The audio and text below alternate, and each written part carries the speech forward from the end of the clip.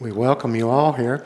This was put on by CRG, which is Citizens for Responsible Government, jointly with Kathleen. And what is the name of your organization? Just slipped my mind. League of Women Voters. League of Women Voters, Jackson right? and Josephine County. So it's the Rogue Valley League of Women Voters. And the League of Women Voters goes back to 1939, actually 1938 when they were founded. CRG is a national organization, but both organizations are focused on non-partisan issues. Otherwise, you don't know what party you belong to. And our purpose together and individually is to educate the public in governance, in good governance. So we have situations like this. We're not taking sides, and we don't care about party affiliations. But we hope what we're going to do in the interest of our candidates is allow you the opportunity to sell yourself to the public. We want to assist that so the public is informed, it can make better decisions. And that's our purpose here tonight. So welcome. I want to talk about the microphones. I call it eat the carrot. Get it right next to you like this. And make sure the button on the right hand turns red. And then you can speak. Push the button and your voice is going to be heard. So is that all clear? The first things we're going to do is ask a series of questions by CRG, Citizens for Responsible Government, and then we're going to ask questions with the women's organization. And then we're going to, while that's going on, cards are being handed out to the audience. And the idea is they can write any question they want out for you to answer. So that's how the structure is. Any questions from our candidates at all? Okay.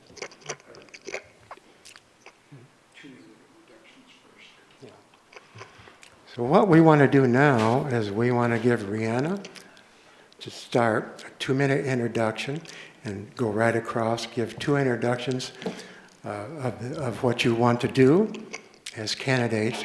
And then I'm going to ask 3 questions for the treasurer, and then turn it over to the League of Women Voters.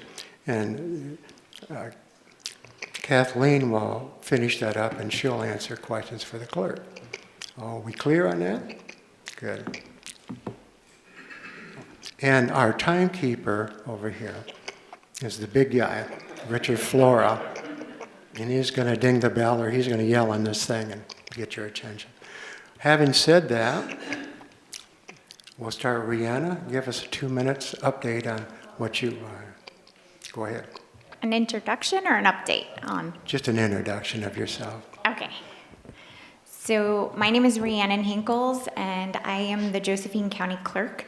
I've been the Josephine County Clerk since I was appointed in 2017. I was born here.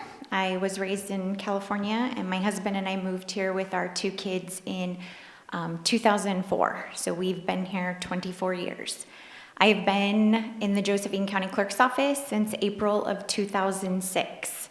I was hired by Georgette Brown. A lot of you might remember her, and trained by Georgette. I've also worked under Art Harvey, who has since retired and moved to Tennessee. But I've started at the ground up. I've been in that office. I've done everything in that office. I started as a deputy, and I've done 41 elections in my time since I've been there. I've been involved in 41 elections. And I'm just very passionate about continuing what I've done in that office and continuing running the elections safe, transparent, and efficient in my office. I don't know what the time is, so. I didn't know how much longer I had. Oh, you'll get a yellow light when you have 30 seconds left, and then Oh. you'll get Okay, sorry about that. So, I'm just really passionate about continuing what I've done in my office and maintaining the integrity that I have in my office. So, I'll go ahead and. Okay, Darius. Okay, so my name is Darius England, and I started my career out in the United States Navy nuclear power program. Worked with Navy nuclear reactor program for several years, and then the Navy selected me to become an officer, so I went to officer training at San Jose State University, and I was thinking San Francisco Bay Area, but because I went to UC Berkeley for my ROTC, and I served in the Navy for 10 years as a communications specialist and security officer and information systems officer once I got my commission. I've been in Grants Pass since 1996 when I got out of the Navy. I met my wife here just a couple years earlier, visiting my brother who lived up here, and we've been back here in Grants Pass since 1996, so 30 years now. And I just love it here. My wife was born and raised here. Her family was, her dad was born and raised here. And I really want to just use all the skills that I've got and acquired over the years. I want to take that to this office. I think I can really help out at the county clerk position with all the information security and data systems that I've worked on over the years. I really think I could make a huge leap forward on public trust in our elections, and then also the security of the rest of the data there in the clerk's office.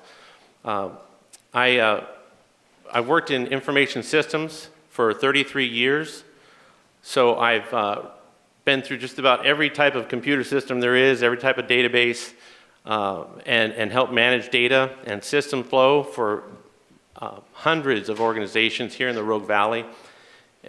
Usually I'm invited in to help make things work better, and that's what I do. I analyze systems and make them work for the customer.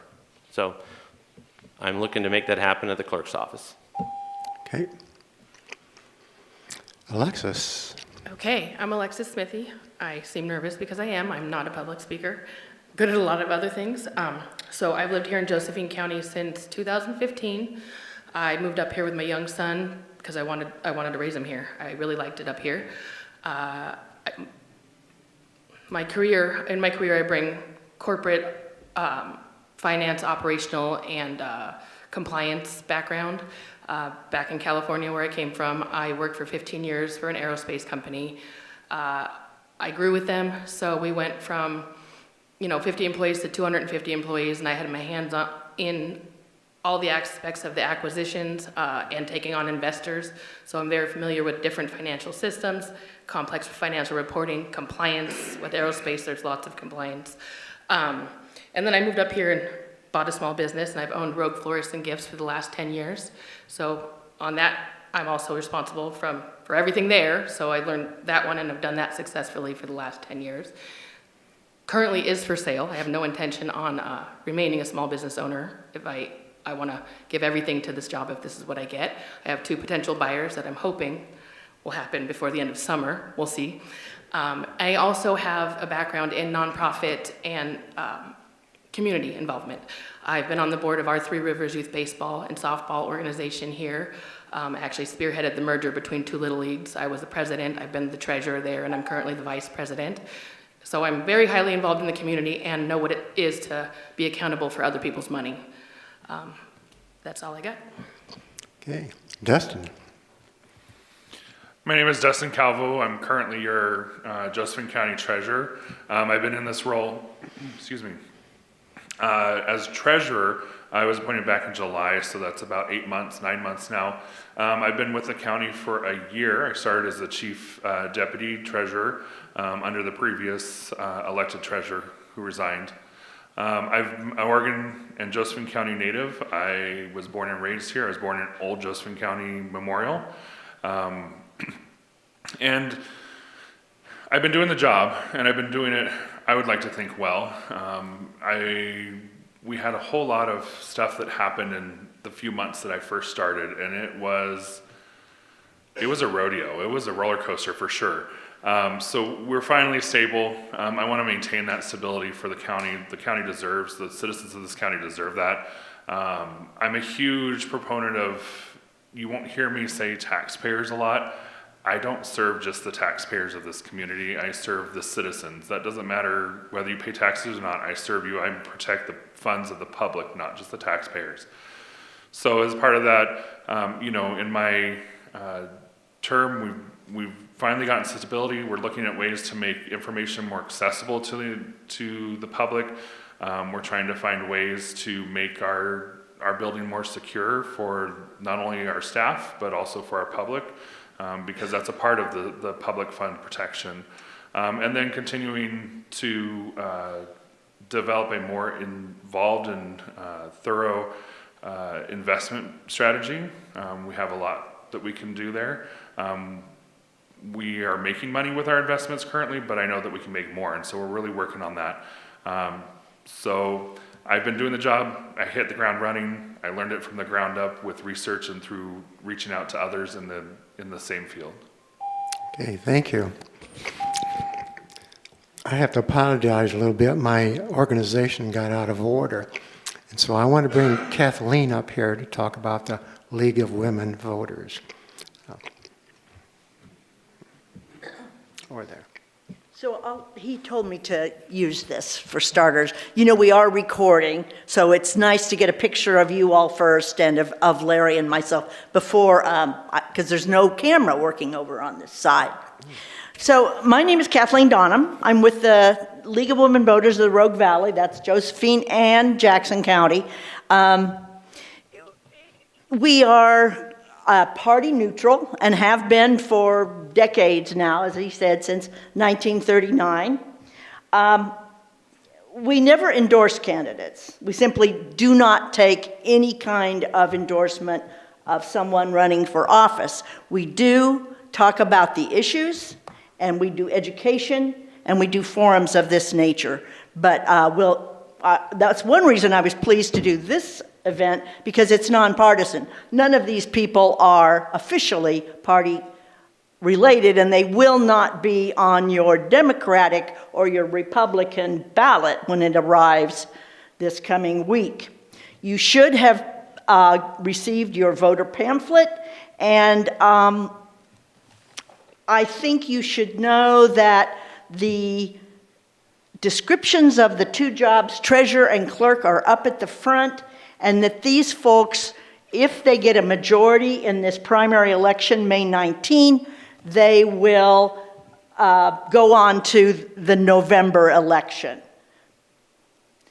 Otherwise, so we have 3 candidates for each of these positions. 2 did not come today, but presuming someone will not get a majority, those people will not go to the November election. Is it clear?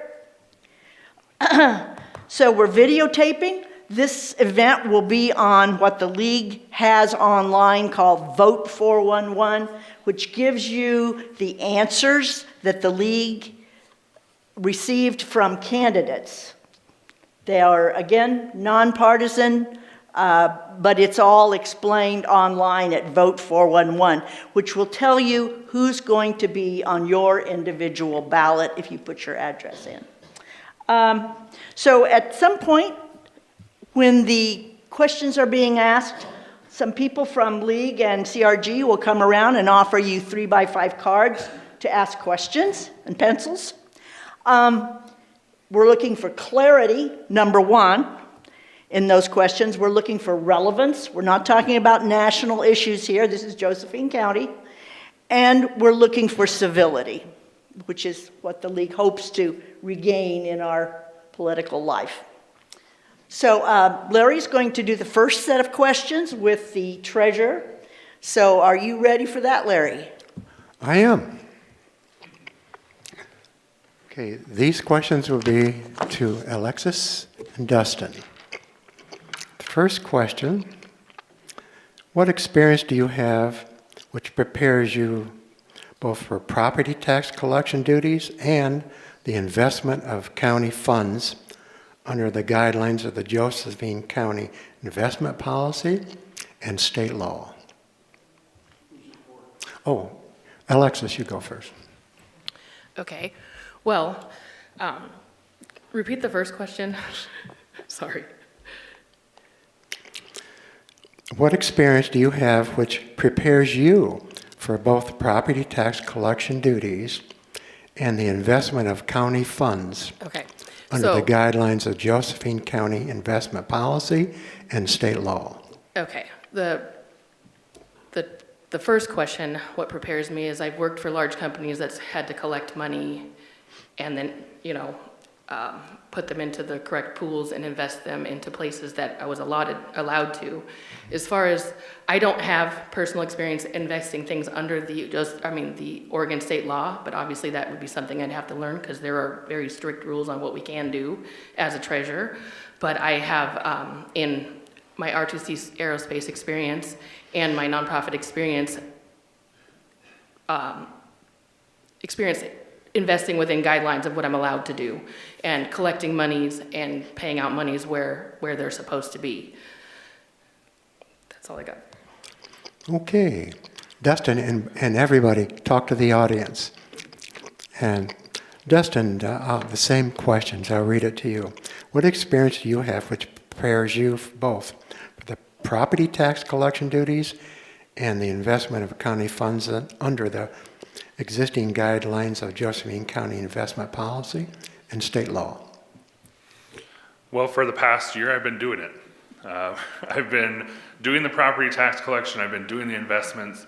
When I came on to my role in March of 2025, there were no investments being done in the treasurer's office. It was not until April of 2025 that investments were being done.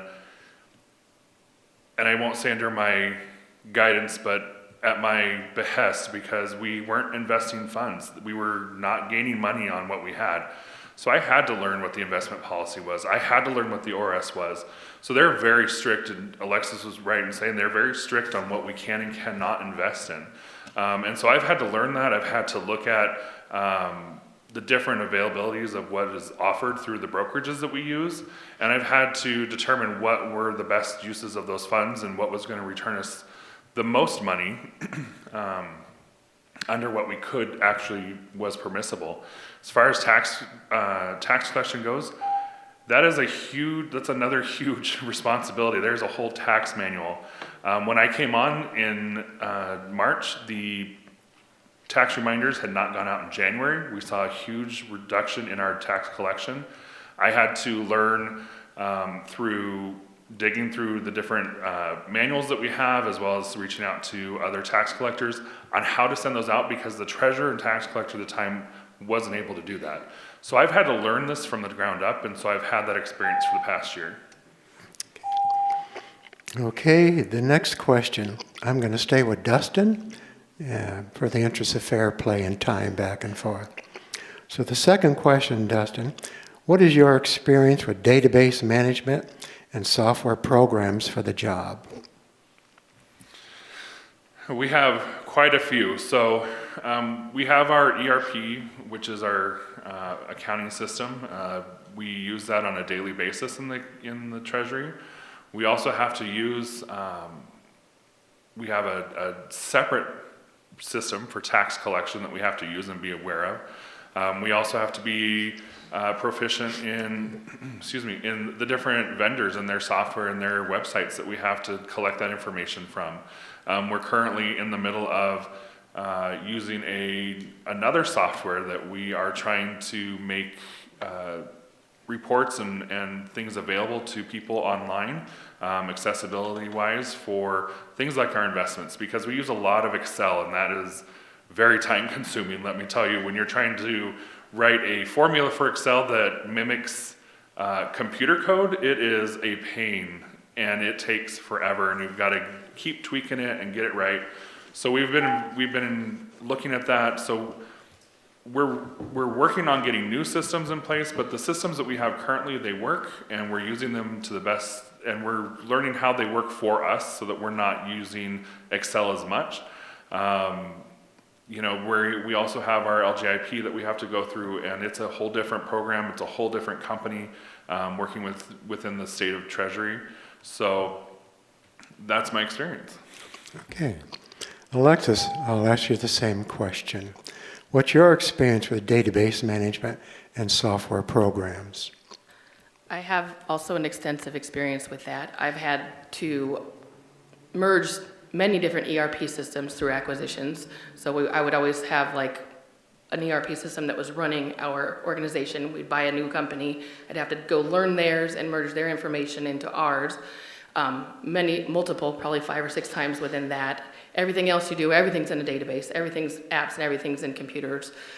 So I run multiple databases to run our organization for the Three Rivers Baseball, for managing the money, from managing the players to managing all aspects of it, even in the flower shop. But I've got extensive in complex ERP systems with aerospace systems and merging different ones.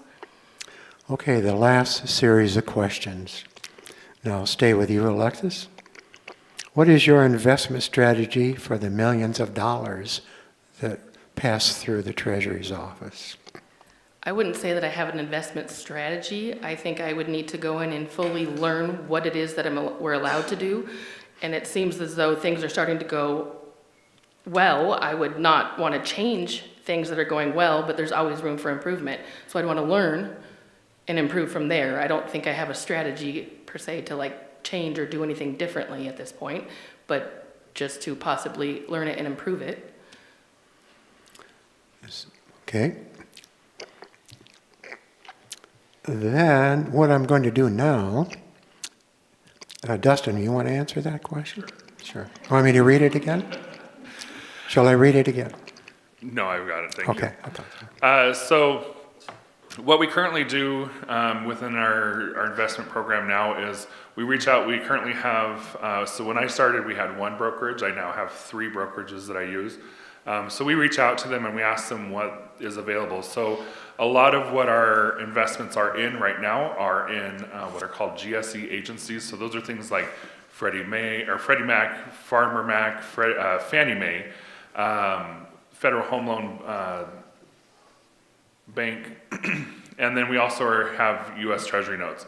And so what really that is looking at, and is something that's important to understand about the investments, is right now we may be making more than that in our LGIP account, which is our local government investment pool that's run by the state treasury, but that's fluid. That goes down and up every month. So we're looking at what returns can we get in the more locked in stuff, like the U.S. Treasury bond or U.S. Treasury notes, or the GSE agency bonds, and can we maintain that, and how long can we keep that locked in for, so that we're getting that money coming in. And that money comes in on a quarterly basis or semi-annual basis on what are called coupons. So continuing to do that, we also have to move fairly quickly. In fact, we just had an issue this week where we were working on an investment, and headlines came out, and within 30 minutes, the investment, the rates return dropped by 0.40%. So these are things that we have to keep doing and maintain in a quick way. Okay. Now what I'd like to do is take all the clerk questions and have Kathleen administer those.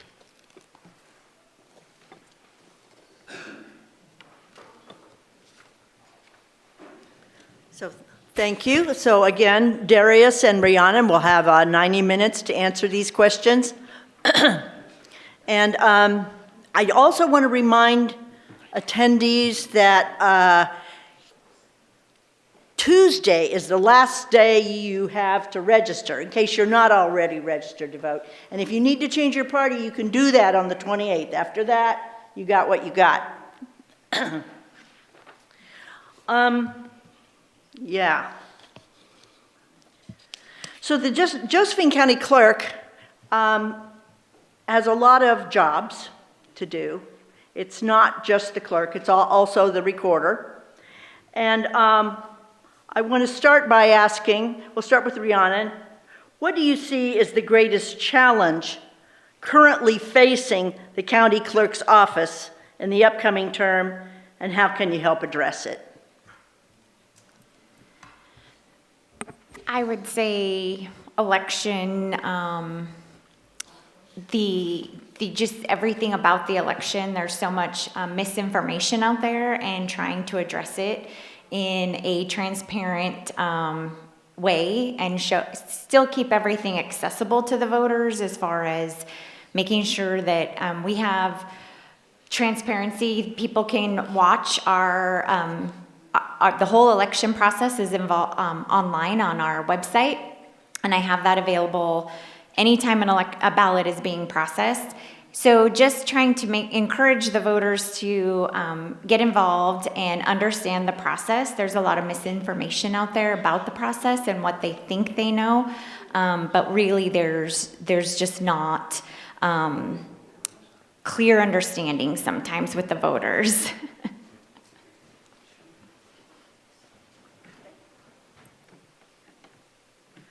So, Mr. Darius England, that same question.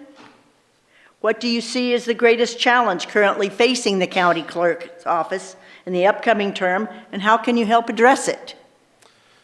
Thank you. So I agree with Clerk Hinkles that the elections really are the biggest issue. I know there are some others, and I bet she could expound on those too. I am concerned about staffing and the times that the offices are open and some other things dealing with home titles and deeds. A lot of people don't think about that, but the system that's available there for the computers, I'm concerned about the security on those. There's a lot of title theft across the country.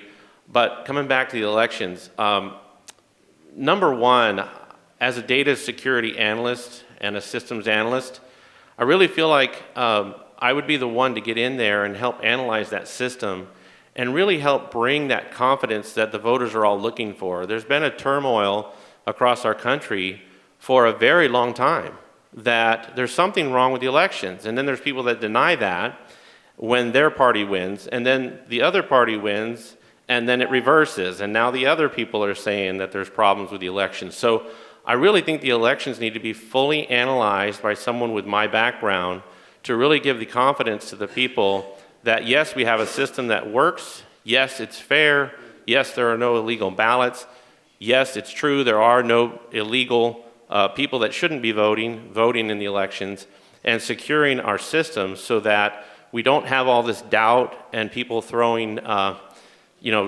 more doubt on the problem.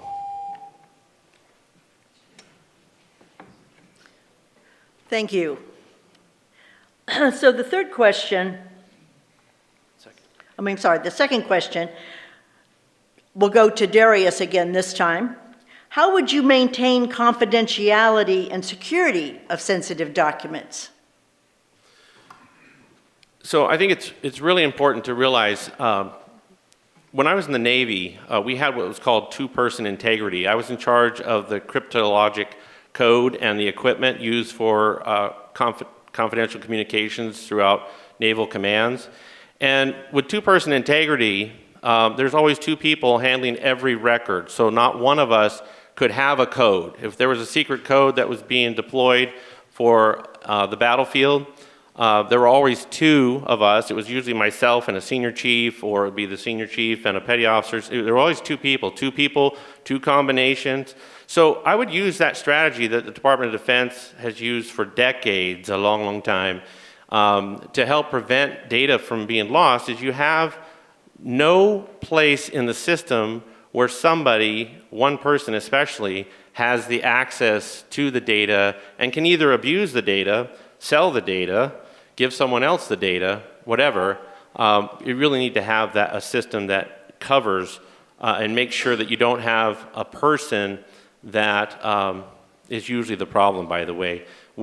Even with security systems that I've worked on, you always have to be prepared for people from the outside intruding in through your firewall, through your router, and through your security systems, but actually the bigger problem is internal. And a lot of people don't like to look internal because that feels awkward, that you're not trusting everybody. But I worked with a lot of systems, and you need to have that security in place. Yeah.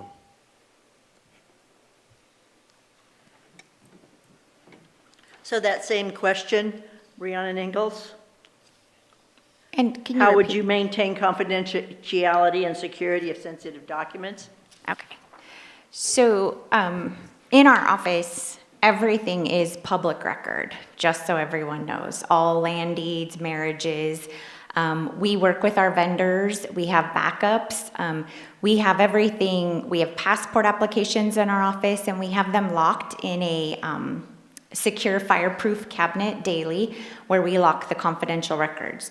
As far as our election system, I've said this many times, but it is not on the county network and it is not on the internet. So it is not accessible to an outside source or a bad actor as far as that's concerned. Sorry, this buzzing made me nervous. Thought I was already done. And we have a vault. We have all the permanent records in the vault, and we have everything stored in there. As far as the confidentiality of everything that is confidential is secure in the vault, a fireproof safe. Everything that the passwords to the election tabulation equipment and everything is all secure with me. The election is always on a thumb drive that is locked and secure in a fireproof cabinet that only I have access to every day. So there's no other entities that can get into that information.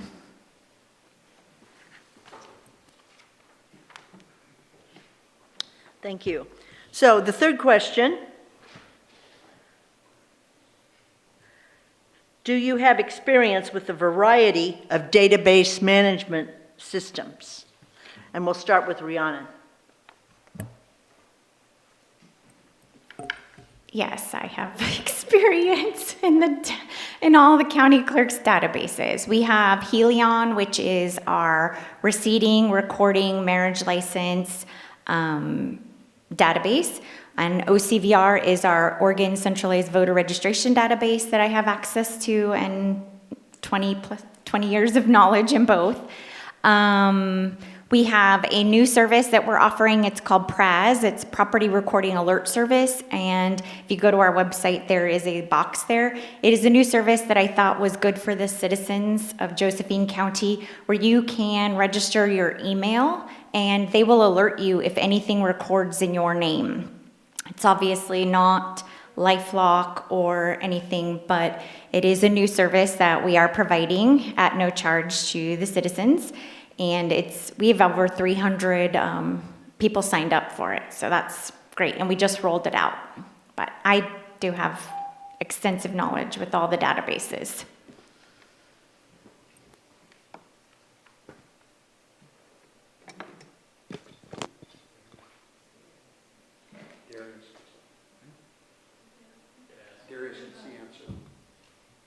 Oh, excuse me, Darius. You need to answer that question as well. Shall I read it again? Sure, please. Yeah. Do you have experience with a variety of database management systems? Thank you. Yes, my 33 years in information technology services that I've been involved with, almost all of them dealt with a database. So databases, just so people understand, it's like taking a spreadsheet but then adding multiple layers to it and much more power. That's why earlier Mr. Calvo over here was explaining that it's hard to do everything in Excel. Excel is not a database. So my background is in the expertise of handling data.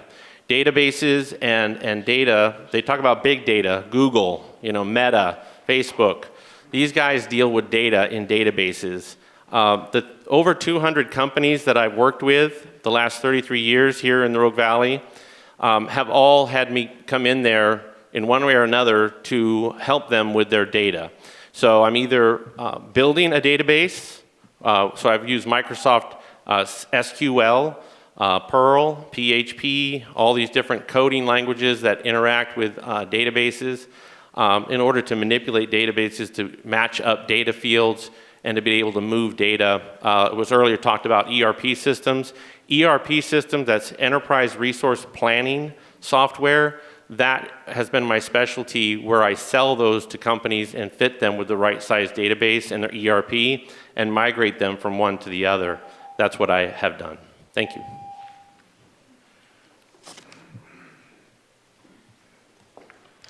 Thank you.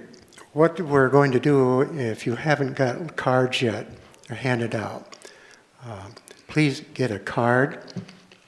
We actually provide pencils for them too. And what we want to do is make sure that the audience now ask questions.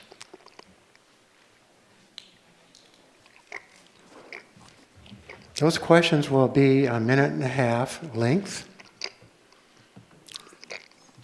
And the two young ladies up front right here will pick those cards up.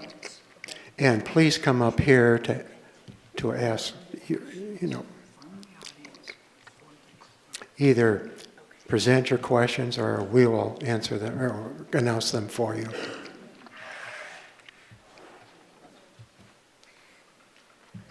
So we have some questions for the clerk, and since we have just spoken with them, to keep that clear, I will start with the clerk.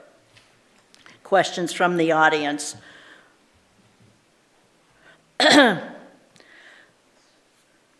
How do you feel about vote by mail? So we'll start with Darius. Vote by mail, I really feel has to be fully evaluated. I have a lot of skepticism in vote by mail, and it's maybe even a little stronger than that. I have very little doubt that there are extensive holes in the vote by mail system. Being a systems analyst, again, this is what I do with companies. I come in there and I look to see where are the potential holes. When I've looked at that for voting by mail, there's no other way to say it that the potential for fraud is immense. If you're a bad guy and you're looking for a way to affect elections, Oregon is just a sitting duck. We're in very, very bad shape. And I know a lot of people don't like to hear that. I mean, I don't know if it's 50% of the population or not. People want the comfort of voting by mail and just being able to be at home and mail in your ballot or drop it off at a box. But what's missing is ballot integrity. The ballot chain of custody should never be broken. And in Oregon, it's broken hundreds of times per ballot. The clerk can't know where that ballot came from. The clerk doesn't hand the ballot to somebody. It goes out into a black box, the post office. Anyway, it goes on and on. I don't have time to answer and to point out all the holes. The holes are extremely numerous. It's a big problem. Rhiannon, do you have an answer to that? So I've done vote by mail the whole time I've been in the county clerk's office, and I don't agree with my opponent's thought process on vote by mail. Vote by mail, I will go on Wednesday and I will take chain of custody. I have the key. I meet the ballot truck in the Medford post office and I receive the ballots. I unlock the truck and I hand them over to the post office. And then from there, I work diligently with our local postmaster in Portland, and I will, I have them come straight here. They do not leave Medford and go to Portland. They come straight to Grants Pass so that they do not have to go up to Portland and be processed up there. So as far as chain of custody, I release them to the post office, and then yes, they hit ballot boxes, or your mailbox. And then we collect the ballot boxes every day. The postman brings the mailed in ballots to my office every day. I meet him and take custody of them. Every ballot has a signature on them, and we verify every signature, a person. I have 3 signature verifiers, and they verify everyone's signature. And you could get that letter where we rejected your signature or your child's signature, or so vote by mail is great. I had a gentleman, sorry. So we have another question about vote by mail, which kind of takes a different tack. And Rhiannon, I'm going to let you continue since you got cut off there anyway, and see how you respond to this. What will you do to protect mail-in voting? I will continue to do my job as I've done it for almost 20 years. I Like I said, my signature verifiers, they go to training every year, and that is FBI sponsored handwriting, expert signatures verification that they go through every year. But what I was gonna say is I had a gentleman come into my office the other day and said, please do not take away my ability to vote at home. I can't go stand in line for 4 hours, and I understand that, but I'm going to say that whatever the law is, if the law changes and we have to go to polling places, we have 47 precincts, then that's what we'll do. We will pivot and do what we need to do, because I follow the law, and whatever the laws tell me I have to do, that's what I'm gonna do. So, Darius England, do you have an answer to that question? What will you do to protect mail-in voting? So I would protect mail-in voting as long as it is the law. That being said, there are times when the people need to make that change. In fact, the people made the change in 1997 when they voted that in. I would be an advocate for helping people to get rid of mail-in voting. So I will protect it as long as it's the law, but as a private citizen or as a clerk, because I am so convinced that mail-in voting is a huge problem in our country and our state, if there's a chance for me to help advocate for removing mail-in voting, I will do that. And so I'll be protecting our country more than protecting a mail-in ballot. I think our country is worth a whole lot more than the convenience of a mail-in ballot. So, by the way, a mail-in ballot can still be done. So if the gentleman came into the office saying, hey, I have a hard time standing in line for 30 minutes, never mind 4 hours, I would suggest that that person do an absentee voting ballot. So absentee voting, remember that back in the days, or if you're from another state, that's still available when you have an in-person voting system. Anybody who has any kind of incapacity can sign up for an absentee ballot, and I would highly encourage that as an alternative for anybody who has a hard time getting to a ballot place, a voting center, to use absentee voting to protect that right to vote.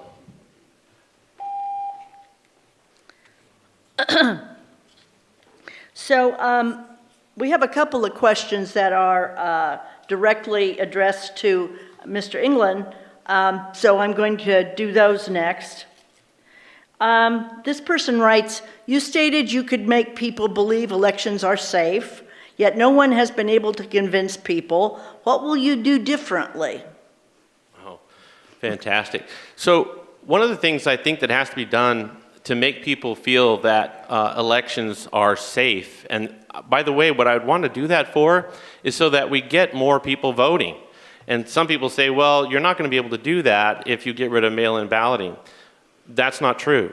If people were not so disappointed in the results because they doubt them, more people would vote. I'm of that camp. If we go in there, if I go in there to the clerk's office and I make sure that everyone sees that all the ballots that are sent out are received back, either blank or not received, or filled out as they should be and signed appropriately, then people will start to have more confidence. A mail-in balloting system, by the way, is very, very difficult to make the public convince the public that the election was valid, because that chain of custody is just not there. Nobody really has confidence that all the ballots that were sent out were valid to be sent out. By the way, I looked at the Secretary of State's website the other day. I did a download of data for the voter data for a project I'm working on. And there's somebody that was registered to vote from the Arco gas station here in town. Another person was registered to vote from Riverside Park. That's illegal in Oregon, and it's on the Secretary of State's voter list. Thank you. Do you have anything to answer on that question, Rhiannon, that you want to say? Yes, about... So voters can register to vote at like Riverside Park and Arco, they have to have a mailing address. If they're unhoused, we have to by law, so. Okay. So I have also a question, kind of general, and I'll let you start with it. What makes you the best candidate for this position? So I'm the best candidate because I know what I'm doing. I've done everything in that office, and I really want to continue to do that. I want to continue to improve and make the office more efficient. And we've come so far from when I first started. We only did recording. We were broken up. We've now grown to where I have everyone cross-trained on everything so that everyone can help you. Everyone's confident in knowing what they're doing as far as they can answer an election question, they can answer a recording question. And I just want to continue doing what I love. I love going to work every day. I love my staff, and I love the voters. I love my interactions with them.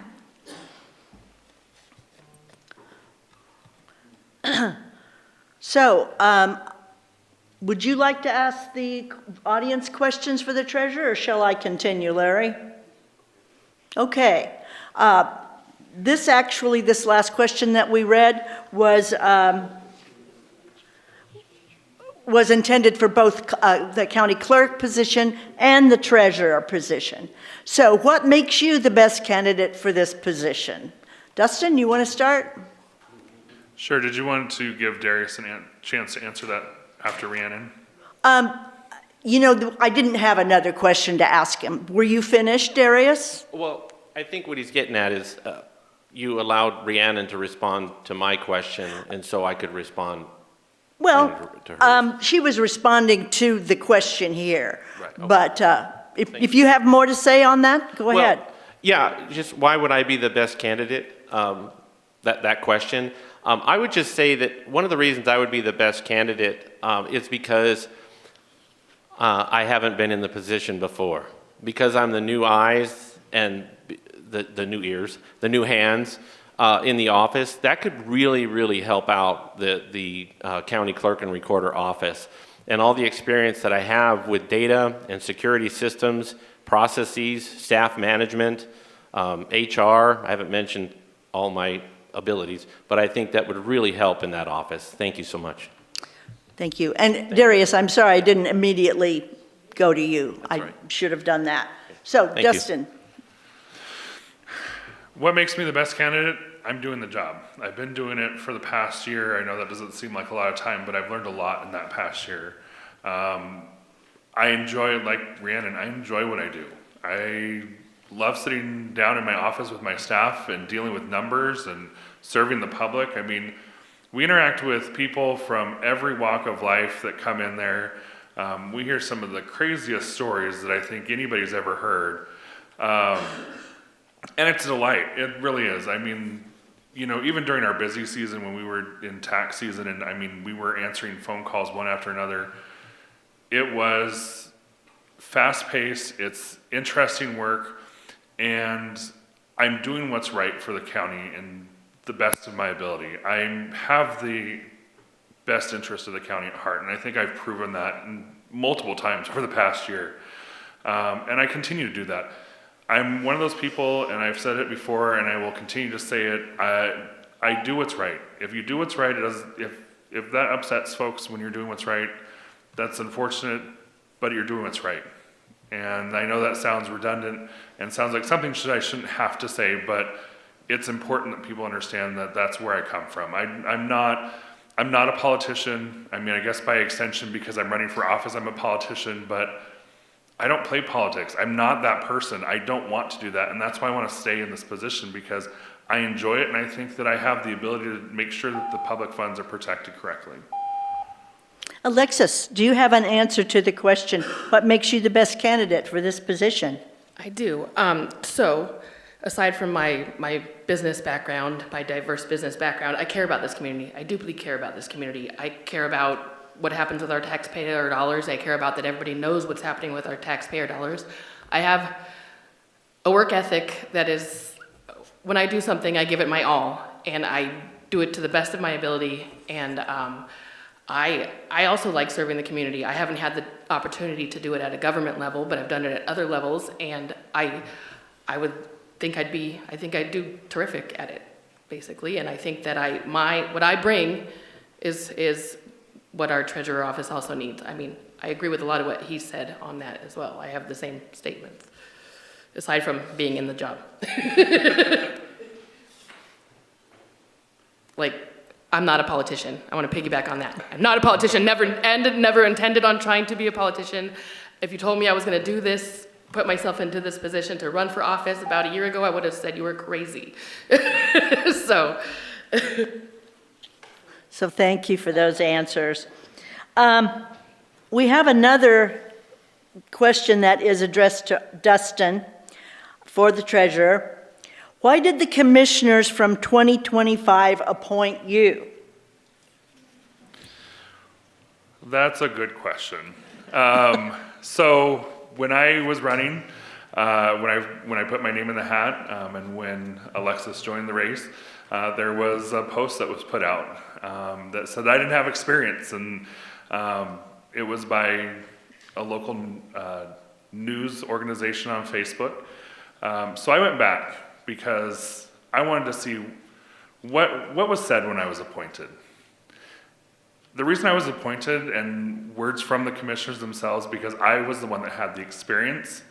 I was the one that made sure that we didn't skip a beat down in the treasurer's office, and they recognized that, and they understood that. That's why I was appointed by the commissioners in 2025.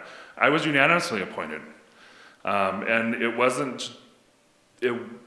wasn't any question about it. They all agreed that I had experience and that I was the one who made sure that the services that the Treasury provides and the tax collection office provides were not stopped. There was no skip, there was no lapse in any kind of service that was provided, because I was the one doing the job and I had the experience, and that's why they appointed me.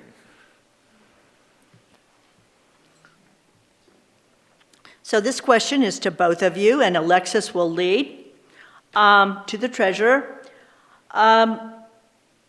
I, the person writing this comment, says, considered the previous 2025 administration to be unprofessional.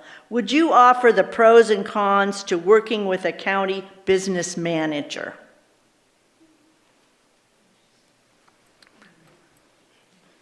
Were you here in 2025, Alexis? I was. I'm just thinking about that question. Can you repeat that again? Sure. This person says, I considered the previous 2025 administration to be unprofessional. Would you offer pros and cons to working with a county business manager? Pros and cons of working with a county business manager. I mean, I guess there's always the pros of seeing somebody else's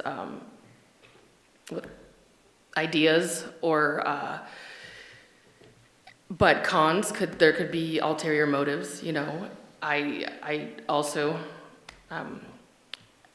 that's an interesting question. I mean, I agree with the 2025 administration. I'm not fond of that either.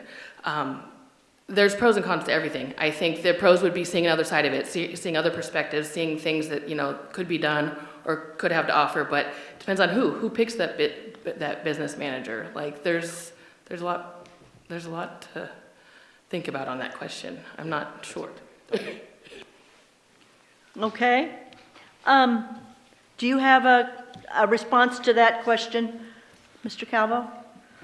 Yeah, it's kind of a hairy question. There's always going to be pros, like Alexis, I agree with Alexis, there's going to be pros, there's going to be cons. Not ever working with a business, with a county, what I would assume would be a county administrator or county manager,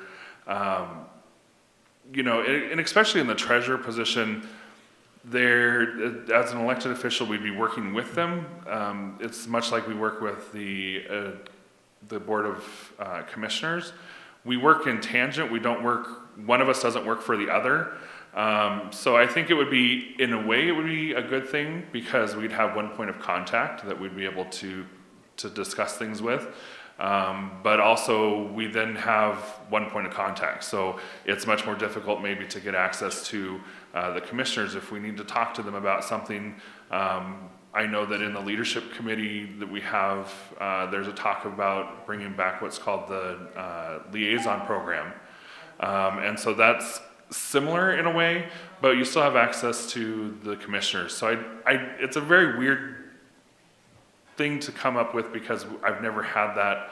I think it's a struggle to kind of conceptualize that without more details on what that would look like. Okay. So there's a question from the audience for all four of you. So I think I'll go back and start with Rhiannon and just go across. Do you or any of your family members have any personal or business ties to any past commissioner elected or appointed? Rhiannon? No. Mr. England? Yes, I have a great uncle-in-law that was a county commissioner, Louis Ringette. I think it was 1963. It was before I was born. There's no conflict. Alexis? I wouldn't say there's conflict, but I rent a building from Andreas Bleck for my flower shop. I rented that building from him long before he became involved in politics, before I knew who he was. He was a phone number on the outside of a building when I was moving. In hindsight, I would have went somewhere else. I never supported him, and that would be my only ties at all. Thank you. Dustin? Not to my knowledge. If they do, I don't know about them. Thank you for your transparency. Conflict of interest is such an important thing to be clear about, transparency. I don't have any more questions at this moment. We have supplemental questions, and I'll allow, I'll invite Larry to ask those if he chooses. Yes, I will.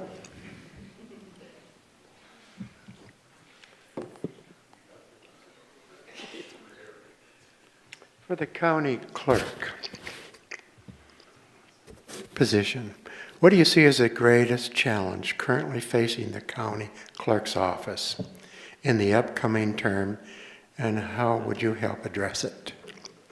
We already answered Larry, that was our one. first question. Oh, okay. On that next page are the others. I don't have those supplemental questions. Oh, okay. I do. Good.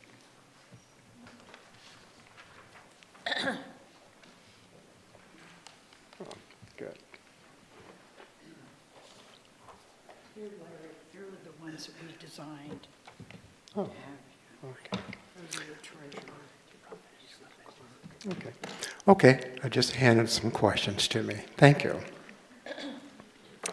We'll start with Rihanna, and I'll just go right on down the line here. How do you communicate complex financial information to non-financial staff or to the general public? I don't know if that pertains to your position. Okay, probably a treasurer. Yeah, the treasurer question. We'll go to the treasurer's question. That's right, I forgot to tell you that. Go ahead. Go ahead, Alexis. Yeah.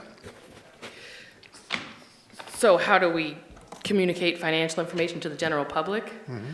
I would, obviously summarize versions of financial information. My idea would be like quarterly reports to the general public, graphs on telling them how how invested money is done, something that's easy for the average person to understand, not complex. And generally that's like, quarterly reports and outcome of investments and where we stand in our funding pools and stuff like that. Dustin, you want the same question? Do you understand it? Okay. So I think it's a lot of what Alexis said. It's simplifying the information that we see on a daily basis, because when we're working in it, we see all the nuts and bolts. And, to drive a car, you don't necessarily have to see all the things that go on under the hood. You can drive it. So for the general public, it is that kind of simplifying. A lot of what works for folks nowadays are graphs or infographics, things like that. And I agree that quarterly reports are important, and we are working diligently to get those caught back up because, we have had a year of trying to get through some stuff from the previous treasurer. So I agree with her on those, and I think that those are important to be out to the public. And I want to make something, I think I see a lot of this is we hear the buzzword transparency a lot, and I think that gets confused with the word accessibility. My office is very transparent. Anybody can request any document, and I give it to them with the public records request they send in. But accessibility is what is somewhat lacking in that office, and that's what we're working to fix right now. We are hopefully going to be rolling out next month some new dashboards on our website for folks to be able to see what kind of investments are being made and how that looks in a chart form. Okay, thank you. Next question. I'm going to combine a couple of questions here. This will be clerks. What is your experience in handling confidential information, and how do you ensure accuracy and attention to detail when filing or updating documents? Start with Vienna. So we kind of had that question earlier. Yeah. Updating documents. So when you have to know how to record a document. You have to know all the first page requirements. If you don't know that, you could come in with errors. You could record a copy, or you could record an erroneous deed.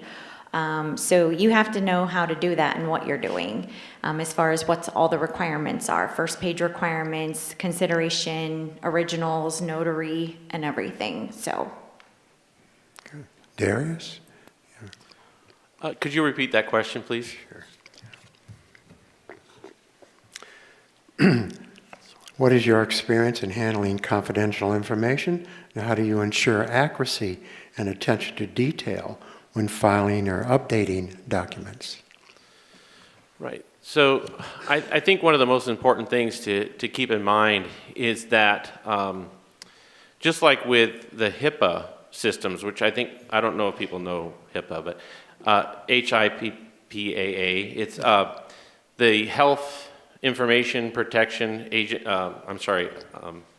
Patients Protection Act. I've worked with HIPAA for decades, so I've had a lot of doctors and medical clinic clients, and HIPAA is considered one of the highest standards that we have in the public area. That's outside of government, Department of Defense, and that. And it's always really important to make sure that the information that is confidential is kept that way. So we want to protect that. Like the ballot, for example. Ballots are supposed to be secret. Yet you still have to confirm that the person who sent it in is the valid person that sent it. So that part of it, you have to make sure that there's continuity there and consistency and that it's correct. But I would really want to make sure that systems have fail-safes. So you have two-person integrity. I mentioned that earlier. You also have two-factor authentication with any system so that there isn't just one person with that access. Because we do, and Rhiannon's right, we did kind of answer this question a little bit earlier, but I just want to reiterate that it's really important to make sure that there aren't those holes when you're processing data where things can disappear or things can be injected into the record. Okay, just for clarity, HIPAA stands for Hospital Information Processing System. So just for the audience. Okay, treasurer. How would you handle a situation requiring budget cuts or a financial discrepancy?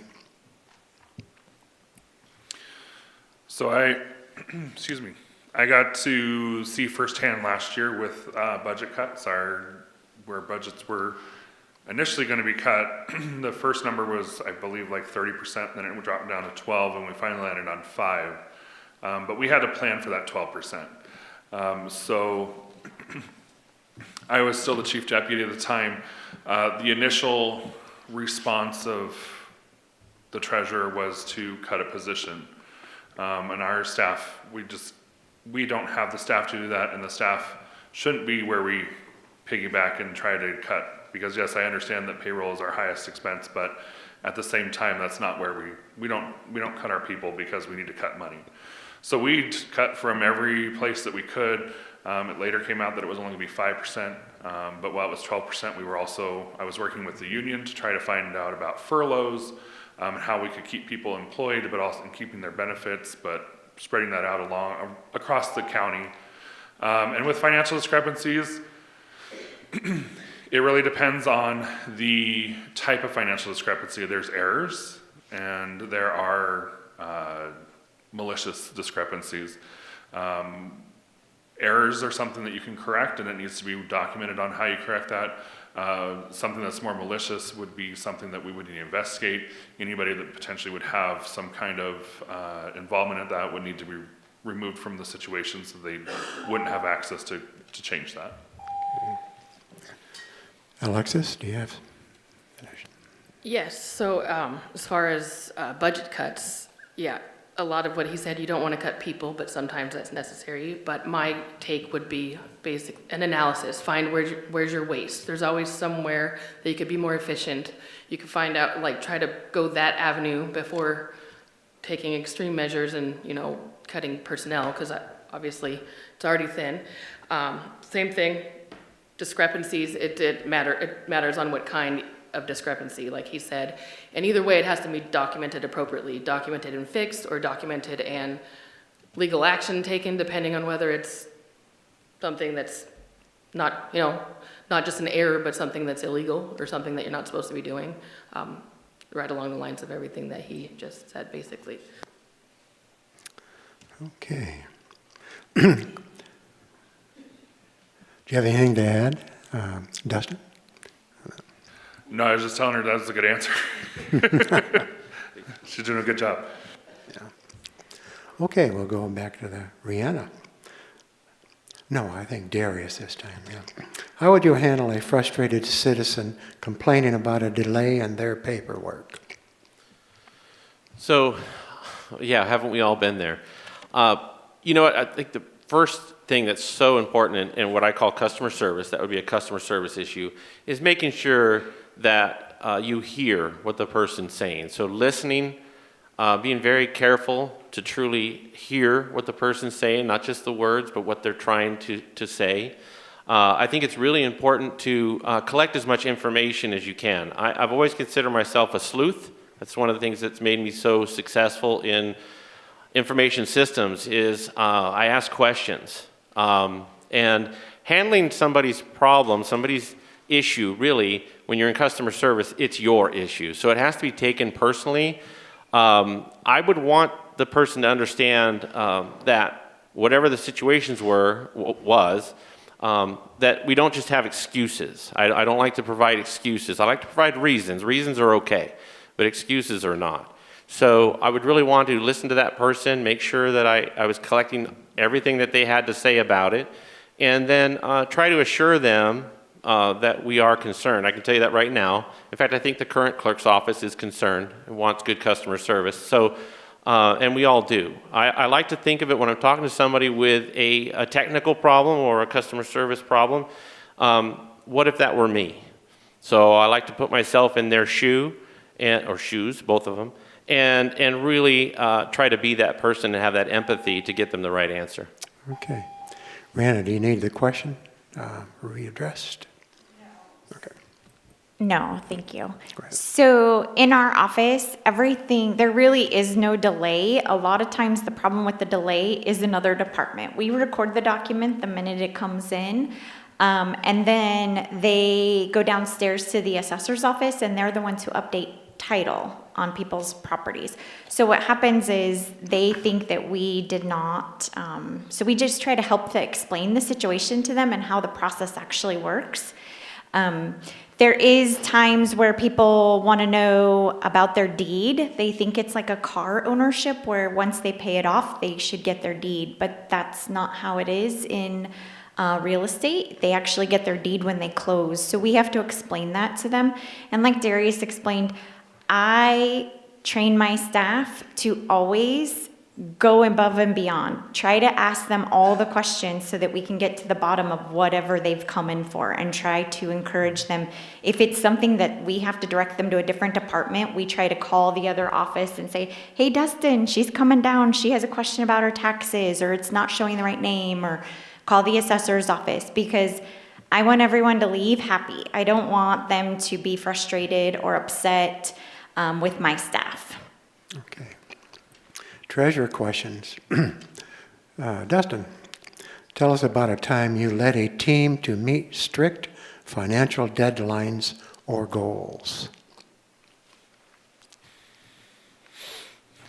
Well, I would say that our most recent deadline, or strict deadline, was our tax collection deadline. So with the help of my team, we were able to get that out. And actually, also, I would like to mention that we had the help of previous treasurer Eve Arce, who came in and helped to explain how tax collection, that part of the tax collection process worked, because we were all, my frontline staff had the tenure, but they never did any of that because that always fell on the treasurer and the or the deputy. And so we had to learn that. And so we were able to, even though we didn't know how to do it right to begin with, we were able to learn, set up a plan, set up a time frame of when things need to be done, because we had an overall general idea of when things need to be done, and we worked through those together. My frontline staff helped where they could. They did a lot of the proofing and making sure that things came out correctly. My chief deputy, she ran the front part of it when we were getting people going. So it was a team effort, and in that department, it was always a team effort because we are so few, and so we all kind of have to pitch in and do that. Other than that, I can't think of anything off the top of my head. Alexis, could you add to that? Other than like the regular, everyday stuff that you have to be accountable to in business, and your taxes and filing things on time. If I take it back to when I worked in aerospace, I was responsible for multi-million-dollar projects for defense, and we had to report on a regular basis milestones. Where are we at? Where are we at with our funding on our projects? Where are we at with our timeline on our projects? Are we going to stay within budget? If we aren't, what's the plan to fix that? And so continuously throughout the project to the end, I had to be accountable to deadlines. Okay. Next question, I start with Darius. I'm going to put two questions together.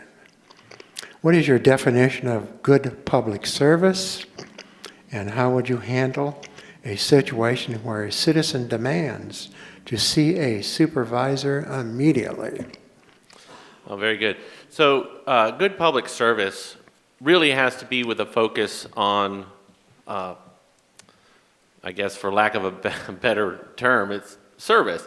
So service, I've been doing service since I joined the Navy. The idea of serving another. I feel like actually, believe it or not to seem to be off track, but it's actually what love is about. So I actually feel like we're to love our neighbors. We love our enemies. The Bible, requires us to do that. And I feel like service really is centered around love. If you care about somebody else, if you actually want to help somebody, that's what's going to happen. They're going to get help because you care. And love, by the way, is not ooey gooey. It's not like what Disney talks about. It's sacrifice. So when you sacrifice, again, that's another, I guess the scriptural reference just came to mind. There's no greater love hath a man than he who gives up his life for another. And that's the definition of love, is sacrifice. So I really want to see that in public service. And somebody that wants to see a supervisor right away, I would not want to discourage that. I would usually invite that very quickly. Now, if it's not feasible, if the person's being maybe unreasonable, they don't think they are usually, but if they are, you still try to get that to happen, because that's really, they usually won't be happy until it happens. Now, if it's not feasible, then it has to be made clear, either with a chart or an explanation or something. Thank you. Okay, Rihanna. Can you repeat the first part of it? Sure. What is your definition of a good public service?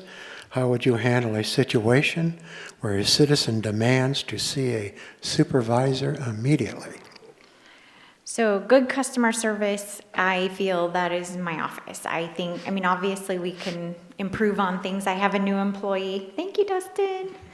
And she's picking up very quickly. She's only been there 2 weeks and she's doing phenomenal. And we are helping her. She had good customer service, obviously worked under Eve, worked under Dustin. But I encourage them, like I said, I train everyone on everything. And so obviously there's things she's still learning and she's picking up, but she's doing phenomenal. And she has my staff that I've trained to teach her, like, all the ropes of the county clerk's office. But we strive on having positive customer service. When I met with Darius, he had questions. I've met with Darius. I've met with Jane. I've met with Charlie, Ken. Anytime anyone has a question or wants, I take the time and make the time to sit with them and visit with them, answer their questions to the best of my ability. I have a party affiliation, but I try to run my office to be nonpartisan. You would not know the party that I'm affiliated with because I don't promote one way or the other. I just help everyone the same. And I do come out and speak I honestly was sitting here thinking maybe 1 or 2 times I've had someone ask for the supervisor.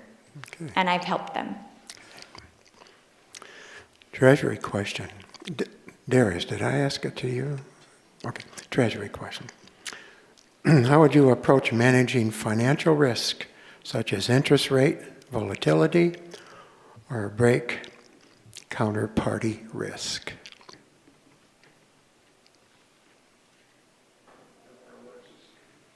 Yeah, Alexis, we'll start with you. Yeah, hard one to read. How do you approach managing financial risk, such as interest rate volatility or bank counterparty risk?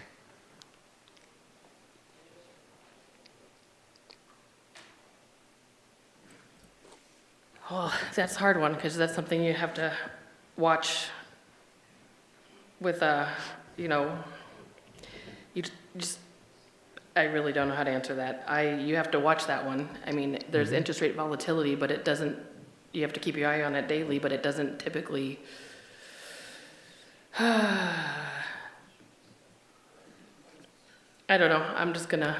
Okay, it's fair. Destin? As far as the interest volatility goes, I think I spoke about that with the investment strategy that we have. So we look at what we currently are getting in, maybe in a more liquid medium, like our LGIP, and it may be at a 4%, and maybe I can get something at 3.85%, but it's locked in. And so we look at that and we determine, we work with our brokerages. Our brokerages are great with giving us information about what kind of the feel of the market is right now and where we think it's going to go. And so we're able to make a determination, is putting it in that 3.85 going to give us the best yield and make sure that we're protecting that money and having that higher rate, or should we leave it in that more liquid state because we don't think that those rates are going to really move that much. As far as the counterparty risk goes, I'm not exactly sure what the definition of that is for that question in particular. 2 more questions, that's all. I would assume that has to do more with folks that are not within our control, to taking stuff to the bank, and that's something that we have to manage on a regular basis. We have an exception process, so we know what checks are clearing, and if they don't match what's already been put into the bank, we know that. And we make sure that we're watching that on a regular basis. Okay.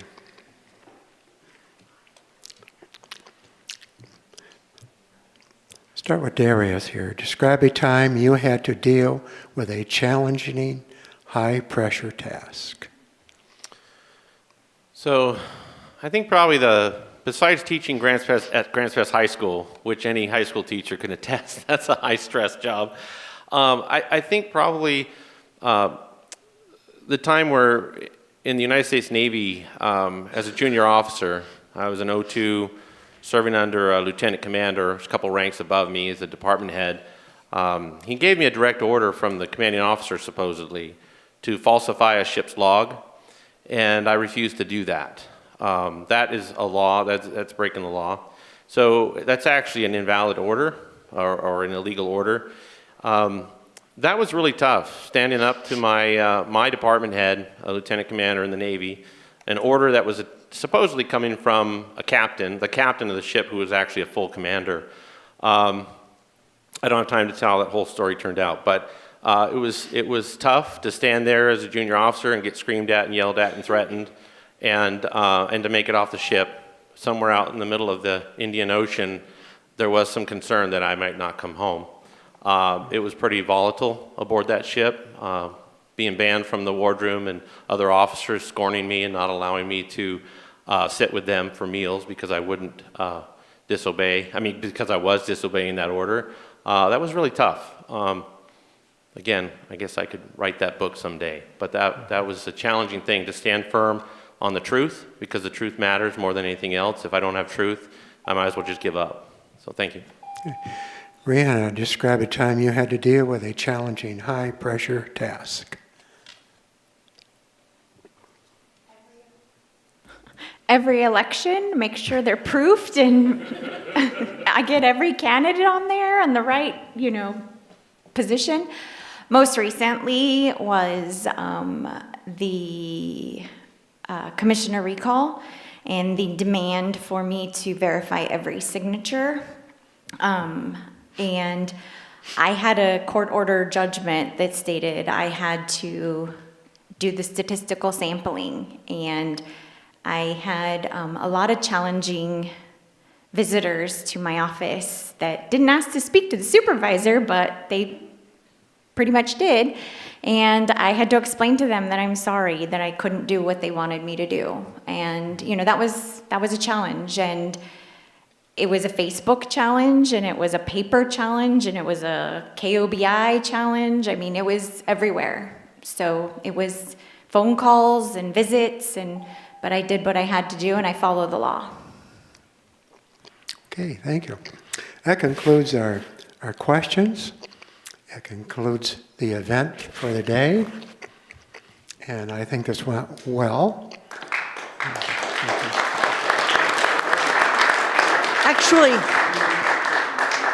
we were going to have, everybody wants to take 30 seconds to a minute for your closing remarks. Anything you would like to share with the audience today? You want to start with Dustin? I just want to let everybody know and just state again that I'm here to serve the citizens of Josephine County. That's why I'm doing this job. I enjoy what I do. I enjoy the people I serve. I enjoy my staff. I enjoy working with all the people in the different departments. I was raised in a service-first family. My mother served in the government. She served in school districts with the school buses. So this is something that's been raised in me and kind of really drilled down into me. So I'm here. I have the experience. Please, if you have any questions outside of this, you can find my Facebook, Dustin Calvin for Josephine County Treasurer. I'm on there all the time, more than I'd like to be. And you can ask me questions. I will answer them, no matter how difficult they may seem to be. I'm open, I'm honest. Again, that buzzword transparent, that's becoming something that just makes me want to cringe every time I hear it now. Okay, you can find me on my Facebook, and I have a website as well. Again, I feel like my experience and what I have to offer, it would be great for this office. I am looking forward to serving Josephine County, the people of Josephine County. I'm passionate about the community, and I think I do a great job. You can also have questions for me, I will answer them. I'm not on Facebook as much, but I do check it every day. And I have it, you can email me as well, or, I'm sure, find some outlets. My phone number's out there too. All right, thanks. So, yeah, when I think back about why would I want to be county clerk, it was not on my bucket list of things to do. But what I started to realize over the last several years was this whole thing. We talked about elections several times tonight, and I'm very glad that came up. The last forum I was in, it wasn't really mentioned much, just a couple times. And ever since I joined the Navy, my ideal has been to serve. And when I taught at Grants Pass High School, too, that was stepping out of my IT career to serve. I really wanted to help young kids have a vocation. I was teaching them computer repair and how to build networks. And, you know, this job and the importance of these elections cannot be understated. I really feel like once I found out really how important this clerk position was, I thought, you know, this is a pivotal thing that we need to get a grip on, or else our communities across the nation, in fact, are going to keep tearing themselves apart over elections. Brianna, anything closing? So I just want to say that I really appreciate your vote again. This will be my third term, and I have, like I said, all the experience needed. I know that I'm not everyone's favorite person in the job, but it's because they're unsure of what's happening in there. And I invite everyone to come. You can watch me online. You can watch us. You can come and observe. I have the sign-up sheet on my website right now. Transparent, you know, that's, again, we are very transparent. I have as much, you don't even have to do public records requests for the things that I have online. I have candidate filings. I have voter record data. Because I do want to be transparent. I work for the voters. I want you to have all the things that you want accessible to you, you know, at your leisure, not when we're open or anything. So I would just really appreciate your vote. Okay, I think in closing, what I'd like to say is thank you all for coming tonight. We hope we've assisted you in understanding both offices, and we appreciate your attendance. Thank you very much.